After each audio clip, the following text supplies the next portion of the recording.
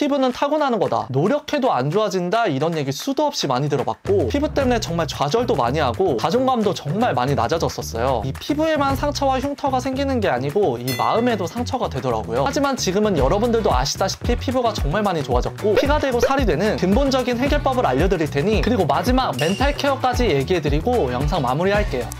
네, 안녕하세요. 맨즈뷰티 크리에이터 드래곤9입니다. 오늘은 피부 좋아지는 법 2025년 버전으로 총 정리해서 말씀드리려고 합니다. 구독자분들께서 DM으로 피부 관련 질문을 주시는 경우가 있는데 피부 좋아지는 방법을 한마디로 정의하기가 어렵다 보니 요약해도 A4 용지 몇 장은 되더라고요. 그래서 2025년 버전으로 영상을 찍어서 보여드리면 좋겠다 싶어서 오늘 영상을 준비해봤습니다. 지금 이 영상을 클릭하신 분들은 아마 정말 간절한 마음으로 이 영상을 눌러보셨을 거예요. 그런 만큼 저도 정말 진심을 다해 제가 극복한 방법들 광고나 거짓 없이 정말 솔직하게 말씀드리겠습니다. 오늘 영상이 좀 길어질 것 같은데 정말 피가 되고 살이 되는 근본적인 해결법을 알려드릴 테니 영상 끝까지 봐주시면 정말 도움되실 거예요.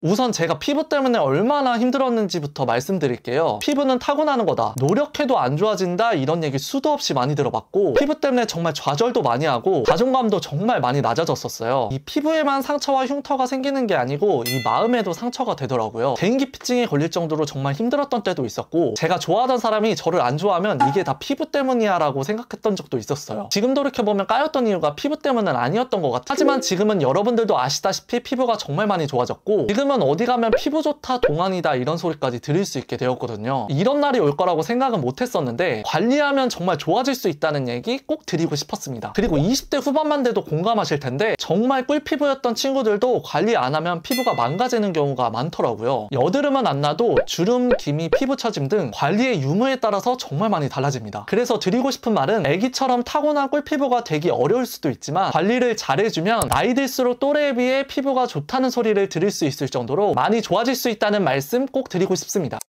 그럼 본격적으로 제가 이전보다 피부가 많이 좋아질 수 있었던 방법들을 하나씩 알려드릴게요. 첫 번째, 나만의 피부 전문의가 돼.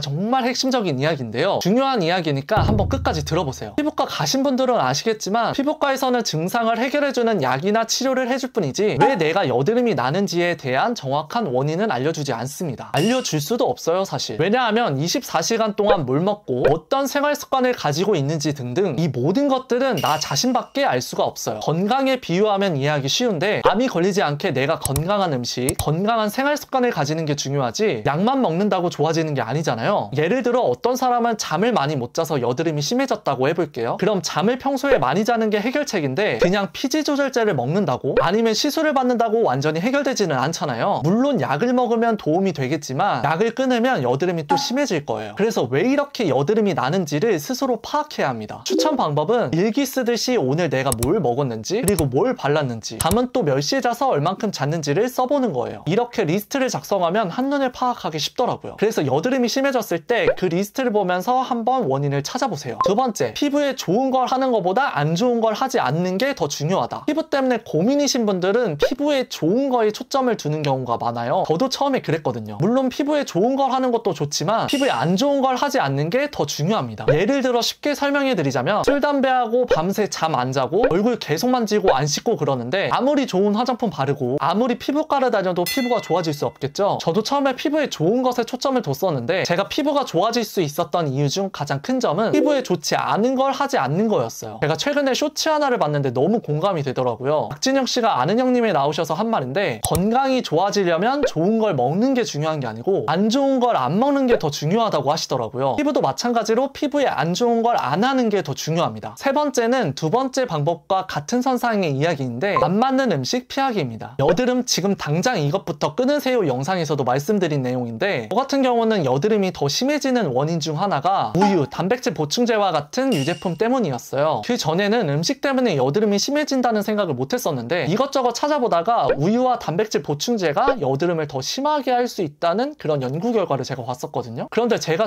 생각해보니까 우유나 단백질 보충제와 같은 음식을 먹으면 항상 배가 아프고 가스가 많이 차더라고요. 그래서 이게 원인인가 싶어서 싹 끊어봤는데 별짓을 다 해도 계속 나던 턱드름이 정말 씻은 듯이 사라지더라고요. 그리고 지금도 유제품을 먹으면 여드름이 올라오는 걸 보고 확신했습니다. 유제품, 우유와 여드름에 대한 실험 결과 각종 글들은 더보기란에 남겨놓을 테니 한번 읽어보시고 특히 유당불내증이 있는 분들은 한번 끊어보시는 걸 추천드릴게요. 네 번째, 클렌징. 제가 경험해본 바로는 올바른 클렌징 방법, 어떤 제품으로 클렌징 하는지가 정말 중요하더라고요. 클렌징 얘기를 하자면 너무 길어질 것 같아서 세안법은 무조건 피부 좋아지는 방법 영상을 참고해주시고 클렌징 제품은 1차 클렌저 비교 영상, 2차 클렌저 비교 영상 참고해서 나에게 맞는 제품을 찾는 걸 추천드립니다. 다섯 번째, 잠 잘 자기. 정말 꿀피부로 타고난 유명 연예인분들도 극악의 스케줄을 소화하느라 잠을 못 자면 피부가 뒤집어지는 경우가 정말 많거든요. 특히 피부 재생 시간인 10시에서 2시 사이에 잠을 자는 게 정말 중요해요. 만약 일찍 잠을 자기 어려운 상황이라면 수면 시간이라도 길게 많이 주무세요. 밤 10시 정도에 맞춰서 자면 피부가 정말 좋아지고 확실히 피곤하지도 않더라고요. 진짜 잠도 너무 중요합니다. 다음으로는 피부 보습 잘 해주기. 저는 수분 부족형 지성인데요. 예전에는 샤워하고 나왔을 때 그 딱 뽀송한 느낌이 좋아서 아무것도 안 바른다던가 스킨만 바른다던가 기름기를 없애는 데만 집중을 했었어요. 지금 들으시면서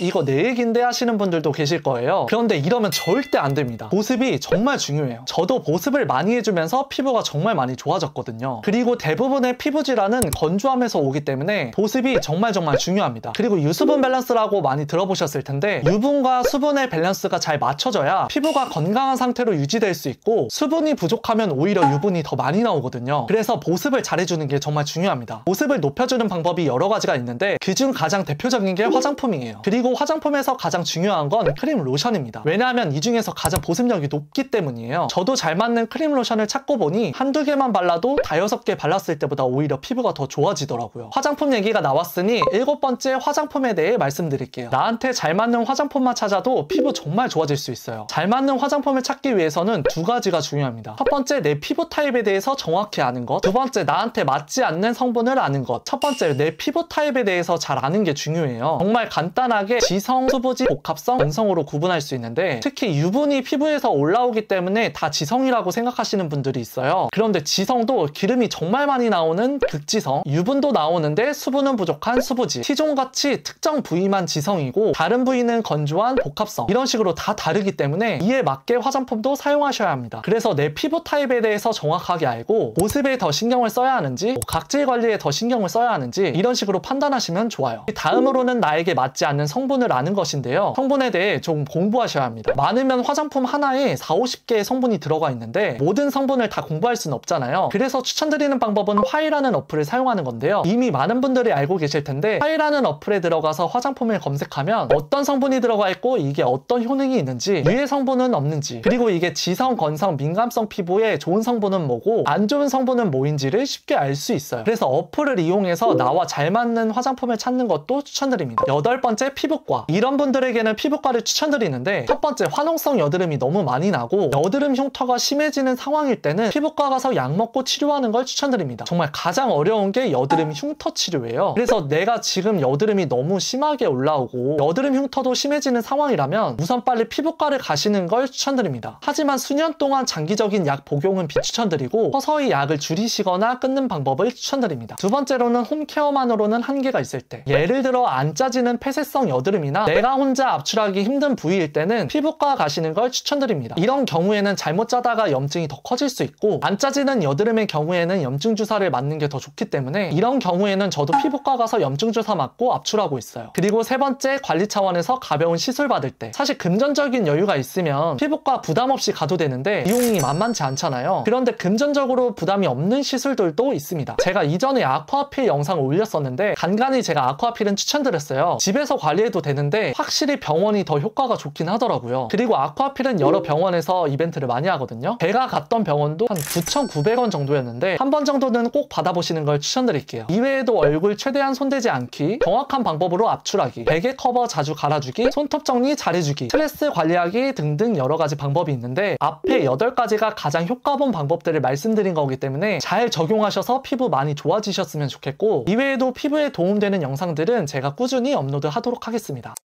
그리고 마지막 멘탈 케어까지 얘기해드리고 영상 마무리할게요. 우선 거울을 자주 보지 마시고 아이폰 기본 카메라 같은 걸로 셀카 절대 찍지 마세요. 정신건강에 매우 해롭습니다. 그리고 남들과 비교하지 마세요. 저는 특히 10대, 20대 초반 막 이럴 때 주변에 피부 좋은 사람들이 많이 있으니까 나는 왜 이럴까 이러면서 진짜 저를 괴롭혔었거든요. 근데 사람이 이상한 게 내가 타고나지 못한 부분을 남의 장점과 비교하더라고요. 근데 어느 순간 왜 나의 단점을 남의 장점과 이렇게 비교하고 있나 라는 생각이 들더라고요. 그래서 여러분들도 너무 피부에 집착하지 마시고 나의 장점, 나의 타고난 부분에 집중하면서 열심히 관리하시면 피부 많이 좋아지실 거예요. 그리고 나 피부 좀 안 좋으면 어때? 나는 여기가 타고났잖아. 이런 식으로 긍정적으로 생각해 주세요. 네, 이렇게 오늘 피부 좋아지는 방법 2025년 버전으로 찍어봤는데요. 도움이 되셨다면 구독과 좋아요 부탁드리고 궁금한 점이나 피부 때문에 지금 너무 힘드시면 댓글 달아주세요. 제가 꼭 답글 달아드릴게요. 그럼 오늘 영상도 봐주셔서 감사드리고 저는 다음 영상에서 또 인사드릴게요. 안녕.